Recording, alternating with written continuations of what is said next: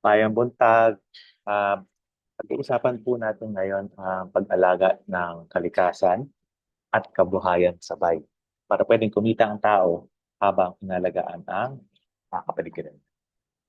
Um, Marami pong nangyayari ngayon, no? Nasisira ang kalikasan natin at siguro nagsisimula ang kwento dito sa eksenang to.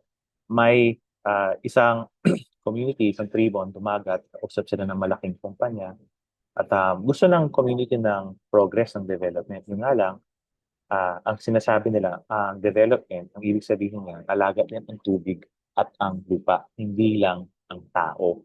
No? Kaya naman, itong nakaraang mga taon, grabe ang nangyayari. Hindi kasi natin inaalagaan ang kalikasan. Kaya yung ekonomiya natin nasisira. Delayed ang harvest, namamatay ang mga bahura or corals o kakaunti ang isda. Tapos grabe yung init hanggang 60 degrees Celsius minsan, no? So, sa Kasiguran Aurora.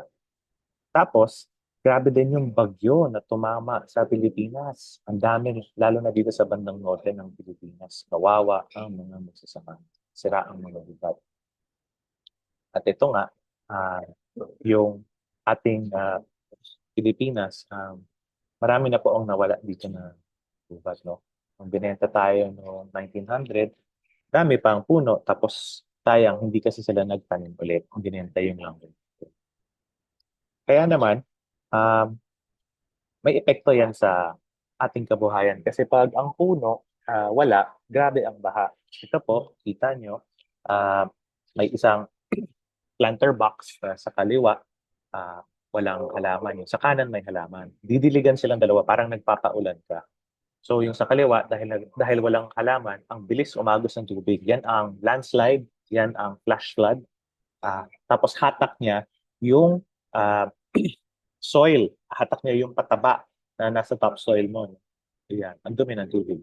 Sa kanan naman, dahil may food, dahil may tanim, mabagal yung labas ng tubig, tapos galing siya sa ilalim. Malinis. Yan po ang regalo ng gubat sa atin. No? Kaya kami, katrabaho namin ang mga community para sa ecotourism tsaka sa paggawa ng produkto. At may isang chieftain, nakatrabaho namin, nagdala kami ng bisita sa kanya. Tapos babayaran na namin siya, siguro 3,000-4,000 piso. Yun yung unang tour namin. Imbis na tanggapin niya yung pera, sabi niya, Sir, pagbigyan mo kami ng pera, baka magastos ko lang sa load, sa trino na kape, sa sigarilyo. Hindi naman yan papakinabangan ng matagal ng community. Kung seryoso kang tumulong sa amin, tignan mo tong lupain ninyo namin. 3,000 hektarya pero nakatiwangwang. So ako, di chief yan, anong gusto mo? Kasi kailangan kita bayaran. Nagdala ako ng bisita sa'yo para magsa-tourism business din kayo. Tapos sabi niya, Sir, ganito na lang.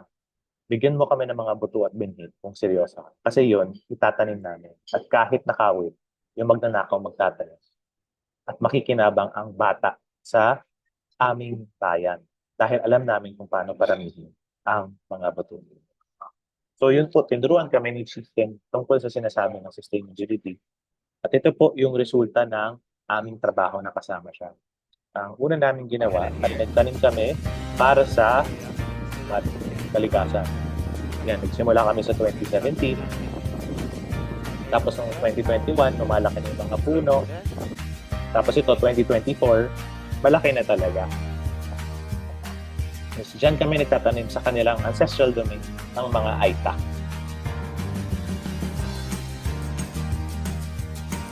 Tapos yung mga bisita, pwede silang tumulong. Yan. Magtatanim silang lahat ng seed potting.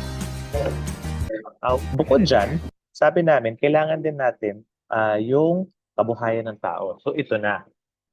Kailangan din natin bigyan ng butot benefit para dyan. Ito po, yung pera natin ng gini-system, pinambili namin ng pinagamit namin ng transport para humingi ng ube seeds mula sa Good Shepherd Sisters na gumagawa ng ube jam sa Baguio. Tinanim namin, tapos training namin para magka-ube chip sila na hanggang ngayon binibenta. No? Tapos, meron din kaming mga nagpa-planting. Ayan po, lumalaki na yung mga puno. Pag may puno, mas presko. ang datos namin 13 degrees Celsius cooler dahil doon. At pag may puno, may bulaklak. Pag may bulaklak, may honeybee na dumarating. Pag may honeybee, may honey din na ngayon binibenta na rin ng community.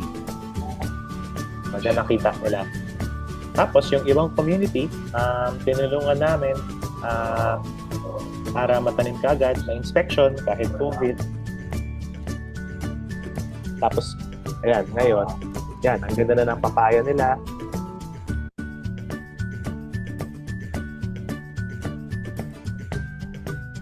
Ito, noong kaarawan ko po, nagpatanim kami ng kawayan kasama ng mga kaibigan ko. Tapos ngayon, parol na siya. Kawayang parol na binibenta. Ano pa yan? Walang plastic, kaya ang ganda. Tapos yung paborito ko po, kasoy. Namumulot kami ng mga buto ng kasoy. Tapos tinatanim namin. Siling community din nagtatanim. Binigyan namin silang allowance para matanim. Ngayon, 30,000 na po ang punong kasoy nila at ang laki po ng kita nila sa kasoy kahit bata pa yung mga puno at lalaki lang yan. Binibenta din bilang cashew butter. Yun po, salamat sa DTI na kinonect kami sa processing para yung naging produkto ng tao, ng community, naging mas magandang produkto pa. So yan po, maraming salamat.